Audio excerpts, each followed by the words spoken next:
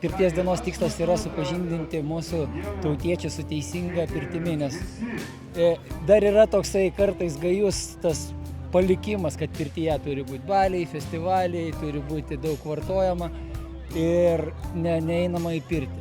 Būtent lietuviškos pirties bičiulių draugija užsiema tuo, kad priminti, kad pirtis yra ta vieta, kur yra sveikatinimas, yra ramybė ir gerovė. Kuo šiais metais pirties diena yra išskirtinė? Šiais metais yra išskirtinė tuom, kad turim be galo daug draugų ir taip pat jinai yra išskirtinė tuo, kad mes aukojame, renkame aukas Kaukėno fondui, todėl kad palepintumėm sergančių vaikų tėvelius ir supažindintumėm su pirties kultūra. Tai koks tas teisingas ritualas, nuo ko reikia pradėti, kokia eiga?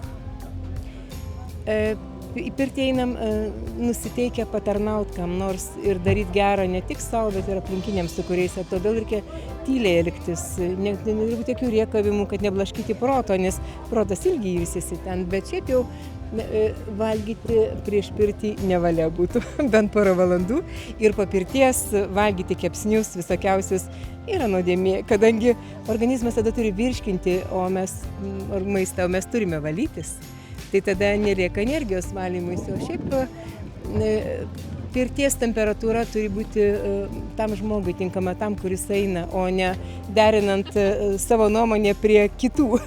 Pavyzdžiui, kažkas neišeina, kažkas dar kaista, 90 laipsnių žmogui per daug, jis blogai jaučiasi, bet būna, ką žmonės pagalvo, šiandien neturi būti jokių tokių prisitaikymų prie kitų nuomonių. Tiesiog reikia jausti, kokia temperatūra man yra komfortiška. Kuo skiriasi būtent lietuviška pirtelė? Lietuviškai pirtis nuo suomiškų, nuo švediškų, nuo visų kitų skiriasi tom, kad mes naudojam vantas, nes kitur daugumoje vantos yra nenaudojamos ir ten karštis būna 100, 120, 110, pas mus normaliai temperatūra yra 65 laipsnių maždaug ir 65 drėgnumas. Vantos, kas auga pas mus Lietuvoje, beržas, ąžuolas, serbentai juodieji, kas auga perėję per daržą, per mišką surišti vantas naudojimas. Kaip reikėtų rišti vantas? Kuo jos skiriasi, nes iš skirtingų augalų? Kiekvieno vantas skiriasi savo energetiką. Ąžuolas yra stipri, galinga energetika, vyriška. Jinai tinka daugiau vyrams tokios vantos. Beržas yra dezinfekuojanti labai vanta, švelni, moteriška. Tinka ir vyram, aišku, liepos vantos, moteriškos grinai. Šermukšnis ir vaikams labai tinka dezinfekuojanti. Kadagio vantas labai geras antibiotikas, labai odai gerai, labai kėnio, sibirinis kėnis kvapas labai geras.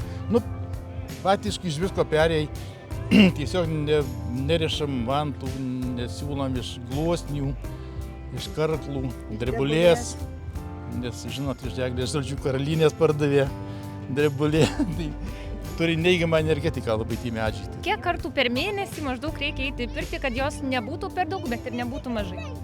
Šiaip ant savaitės kartą tikrai būtų gerai pasipirtinti. Į mėnesį labai retai jau. Bet jau kraštutiniu atveju taip jau. Ir koks tas ritualas vyksta? Kokia, tarkim, eiga? Pirmo garo ritualas. Toliau druskom trinam, vėliau vanojimas, po to muilo putos, ar tiesų gintaro, ar daug yra kaštonai sumalti. Daug yra pasirinkimas didelis. Ir pabaigoje toks nuvalymas su kėnių vantom.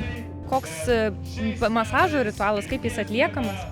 Masažas atliekamas vantelėmis pirtyje, nes vanojimo metu kūnas atsipalaiduoja. Pradeda tekėti kraujas teisinga linkme, limfa atsidaro poros odos, darant, sakysim, putų pirtį. Turkiška pirtis darosi pirštinė, mūsų dzūkiška pirtis mes darom ąžuolinėm vantelėm.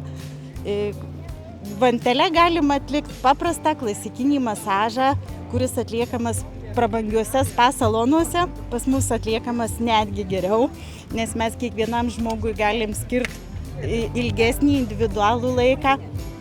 Ir kaip žinoma, sveikam kūne sveika siela. Tai po pirties, po mūsų pirties, žmogus išeina jaunėjęs mažiausiai 25 metus.